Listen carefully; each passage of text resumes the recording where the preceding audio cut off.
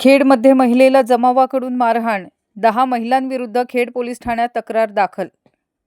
खेड तालुक्यातील ऐनवरे फौजदारवाडी येथे एका महिलेला बेकायदेशीररित्या जमाव जमवून काठीने मारहाण केल्याप्रकरणी आणि ठार मारण्याची धमकी दिल्याप्रकरणी खेड पोलीस ठाण्यात 10 महिलांविरुद्ध गुन्हा दाखल करण्यात आला आहे.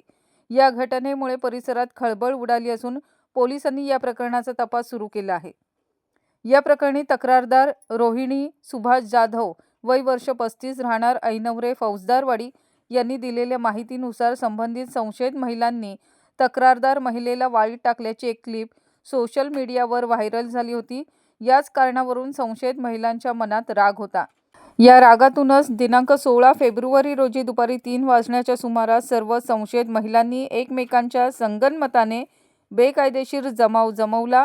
यावेळी त्यांनी रोहिणी जाधव यांना बांबूच्या काठीने बेदम मारहाण केली आणि अर्वाच्य भाषेत शिवीगाळ करत त्यांना जीवे मारण्याची धमकी दिली. या प्रकरणी पोलिसांनी 10 महिलांविरुद्ध गुन्हा नोंदवला आहे.